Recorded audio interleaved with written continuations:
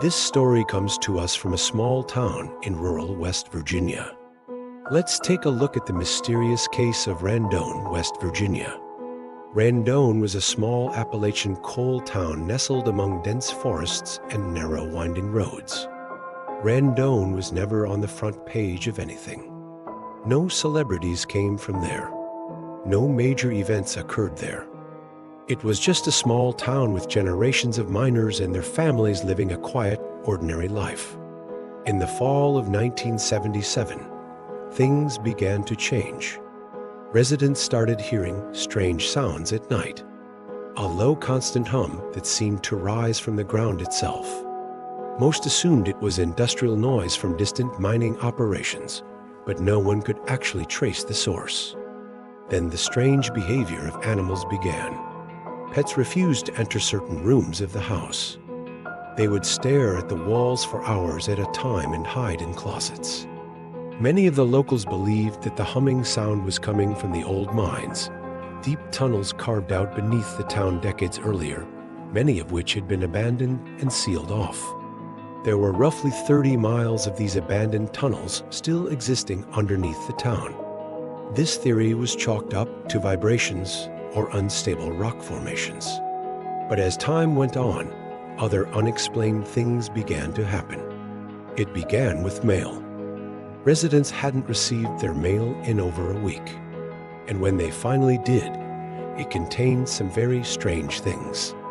The postmarks were extremely vague, and when they tried to contact the post offices where they thought they were from, they were told that they had been closed for months. Then communication stopped altogether.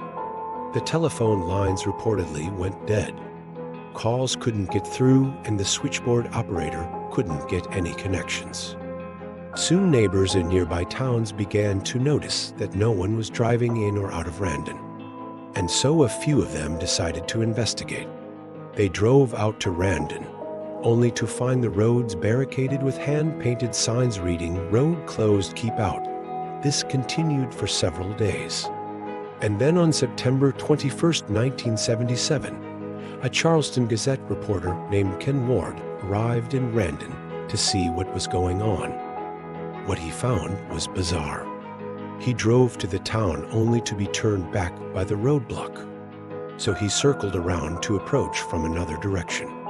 On his way, he passed the Randon General Store, which normally would have been crowded with locals. But it was empty. As he rounded the final bend toward the town, he spotted a group of men standing in the middle of the road. When they saw him, they quickly dispersed. Ken parked his car and walked to an abandoned house. He knocked on the door and waited. When no one answered, he opened it and walked inside. Everything in the house was undisturbed. Food was left on the table. The clock on the wall still ticked. He could even hear a radio tuned to a local station broadcasting in the other room. Then he heard a voice behind him. "What are you doing in my house?" He spun around to see an elderly man standing in the doorway. "Who are you?"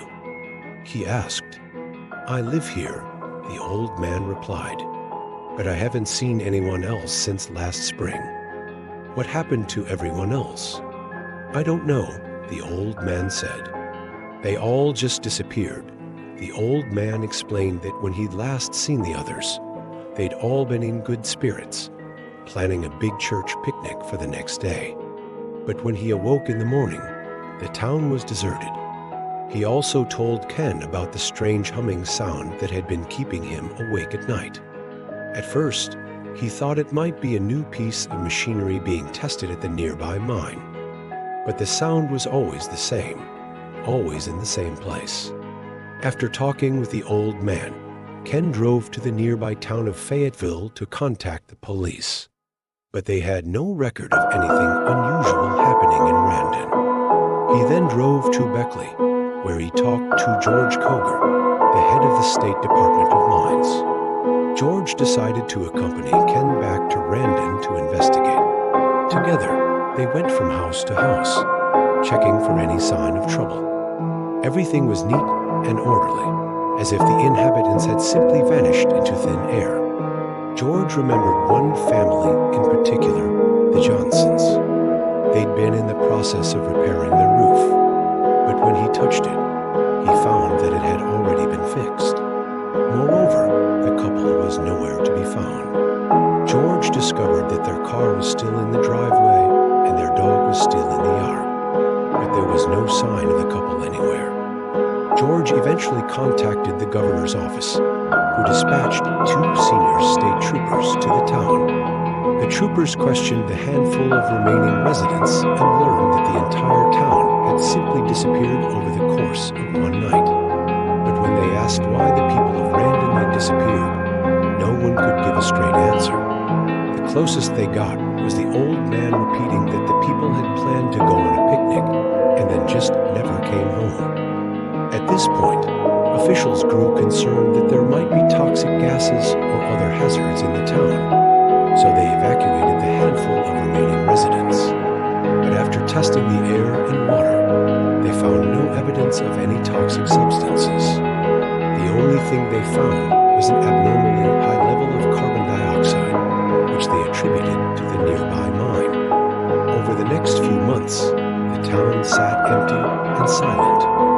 That is, until December, when the local newspaper reported that some of the houses were mysteriously on fire.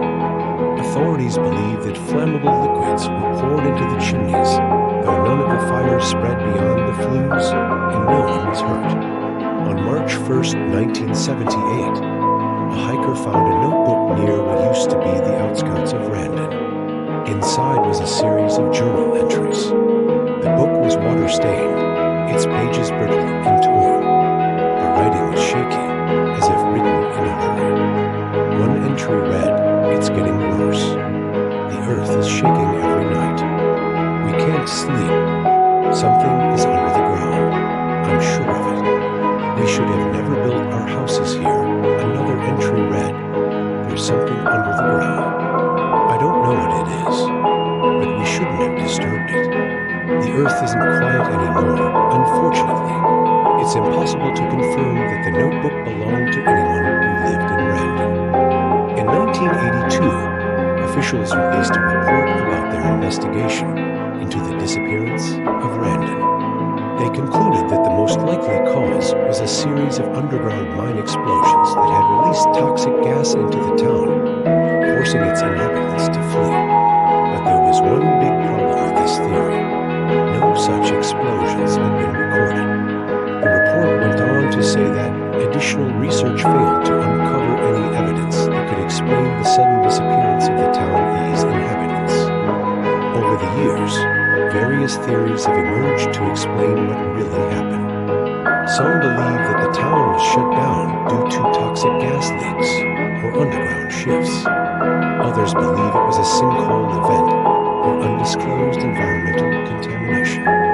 Still others believe that something more sinister is afoot, like secret experiments or underground structures. Maybe there's something lurking down in those abandoned mines, something that doesn't want to be disturbed. Whatever the reason, Randon remains one of the strangest disappearances in recent American history. And unless someone breaks the silence, that's how it will stay. Just a ghost of a town hidden by trees erased by silence. So what do you think happened to Randon, West Virginia? Let me know in the comments below. And if you enjoyed this video, please hit the thumbs up button. Thanks for watching.